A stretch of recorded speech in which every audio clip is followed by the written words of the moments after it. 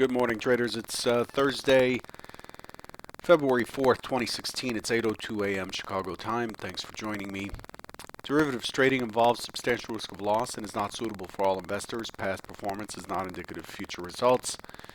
Again, this is another Trader Bite. Nourishment for your trading mind first thing in the morning. It's like a good breakfast. Lots of news overnight. First, let's look at the sentiment where the market is. Oil's down 0.6%, gold's up 1.17%. U.S. Treasuries, the bonds up 21 basis points, 10s 18 basis points. Eurozone Treasuries flat. Asian markets, the Nikkei's down 0.9%, Hang Seng up 1%, Shanghai up 1.5%. The Japanese yen is up 53 basis points or bips. The Eurozone equities, the FTSE's up 0.31%, CAC 40 down 0.63%, and the DAX is down a pretty decent 1.61%. It has rallied a little bit since. U.S. equities down 0.73%, and the U.S. dollar index is up 17 bips. The overall sentiment, metals are higher, treasuries are flat to slightly positive, Asia mixed, Europe mixed. Overall, this leads us to conclude that there is some flight to safety here with the move into metals. There is a bearish sentiment coming into the open, and you can see it in the overnight trade. The pop-up that occurred overnight at about 7 Central, 8 Eastern, that was the result of the PBOC setting the yuan midpoint at 6.5419 versus 6.5521 prior.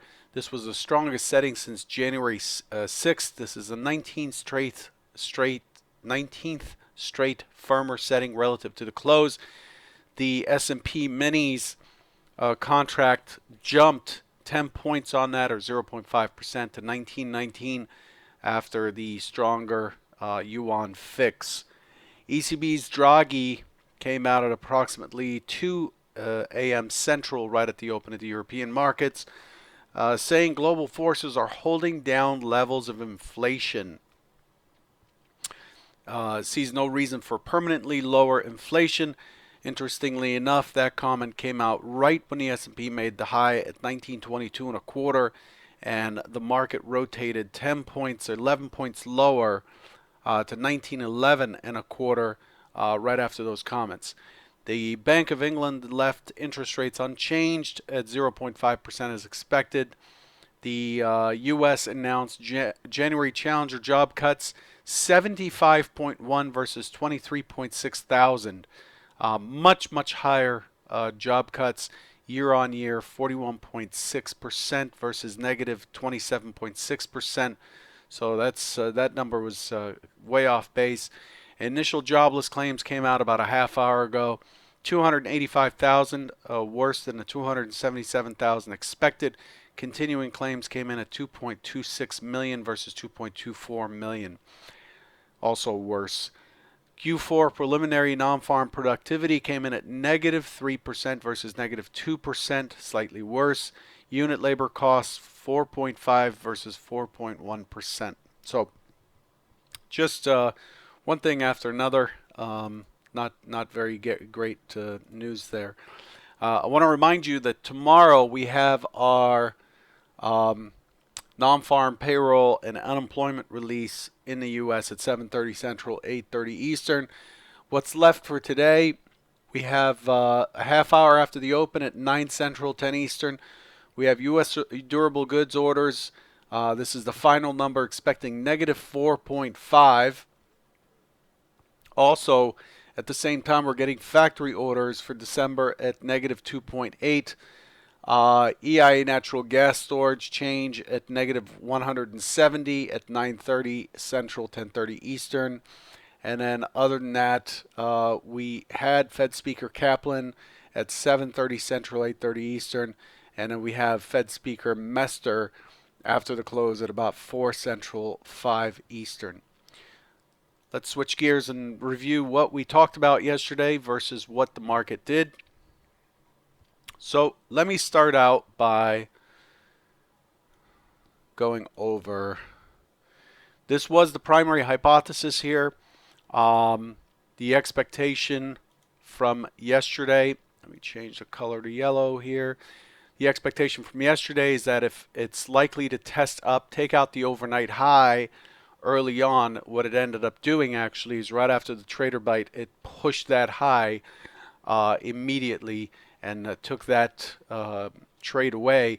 What I said at this point, this is approximately 13 minutes in to yesterday's trader bite. As always, you can go to my YouTube channel and watch the trader bite from the prior day to see what was expected versus what happened. I think it's very educational to do that.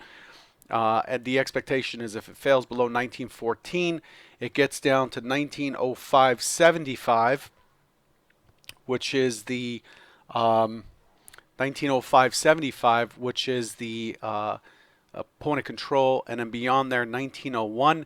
And if it fails 19, and I showed a bounce here at 1901 right there, and then the expectation is if it fails below 1901, then it's likely to hit this 1885.50, which was the primary target below, the extended target below. That was hypo 1. Hypo 2 was for a push lower consolidation and then a break higher into the prior day's range. And what ended up happening yesterday, so let's get rid of this. Again, you can always watch those at your leisure. What ended up happening is the market opened. It just could not take the test up at all, which is unfortunate because the test up actually creates a more solid trade. If it had tested up on the overnight high and found no buyers, motivated buyers, the drop would have been easier to catch. This drop was very immediate and so very, very difficult to catch.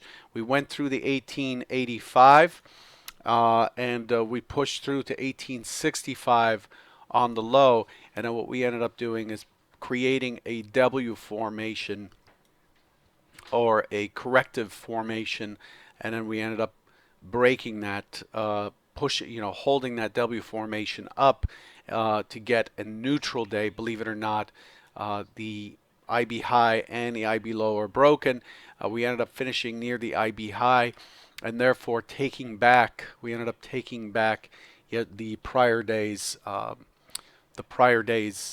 range with this trade.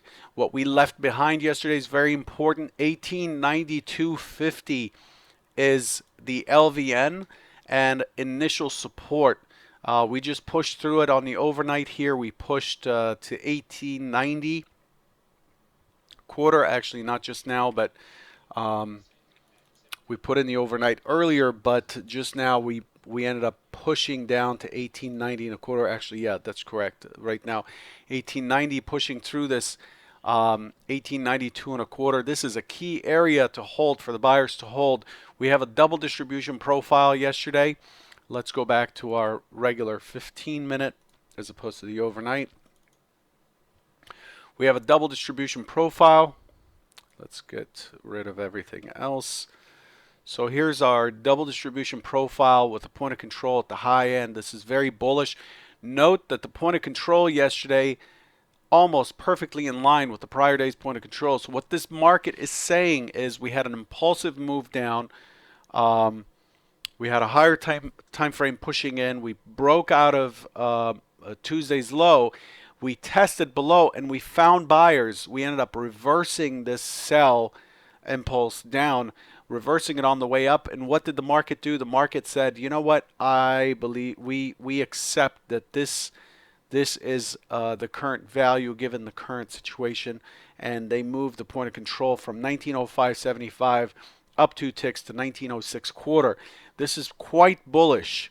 This behavior is quite bullish. It sets us in motion for 1931. We've already tested 1915.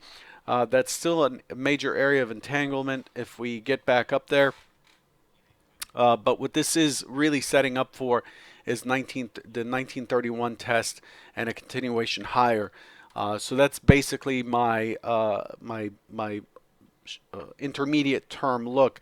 Now, don't forget again that we have non-farm payrolls tomorrow, and that could change things depending on what the number does. But left to its own devices, the market has moved the most valuable price down Tuesday, and then Wednesday it actually upticked 2 ticks. We had a lower low, lower high, but value has not moved.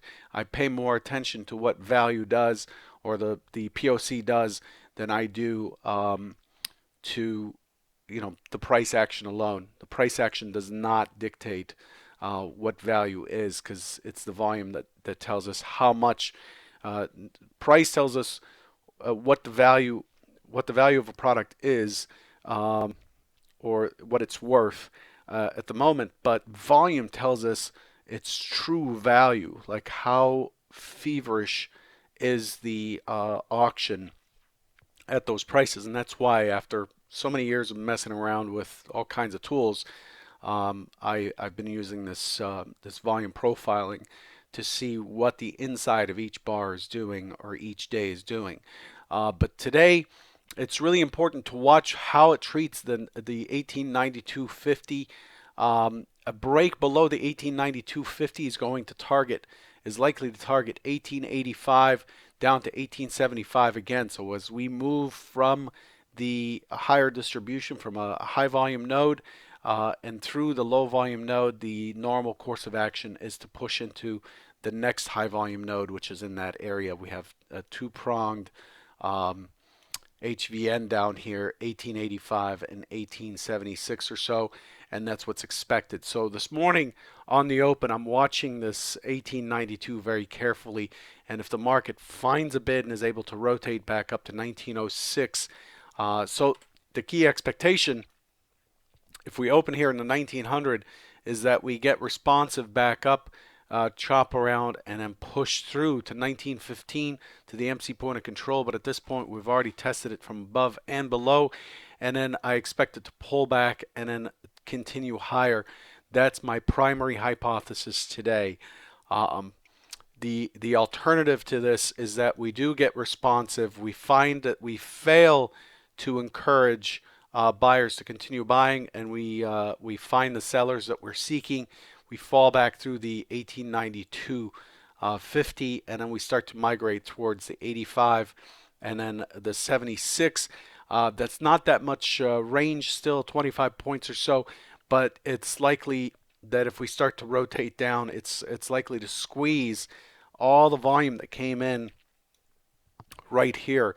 All of this delta is likely to feed to the downside, so I'll be looking for a retest of 1865. 1865, by the way, is a pretty big figure that we held yesterday. So if you look at the daily, you'll see that we have tested and rejected this price twice, 1864.50 and 1865.50.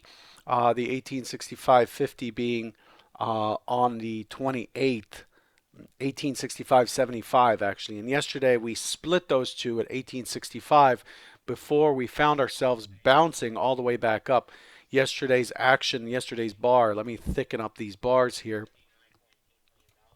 You'll see that yesterday's bar is just a very clean doji candle. It's like it just basically closed where it opened with a very strong tail. This is signifying an excess low, and that's why the expectation is for higher today. Again, 1930 is the target. Mark my words on that. That's basically where I'm expecting it to go. So we're leaving the 1890 point of control behind. Again, 1892 is the area we're watching for over under this morning.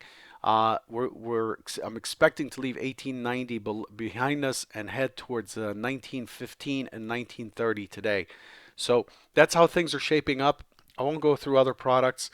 For now, I think my time is up, but hopefully, again, as always, I hope this is useful to you, and I'll catch you tomorrow. Take care.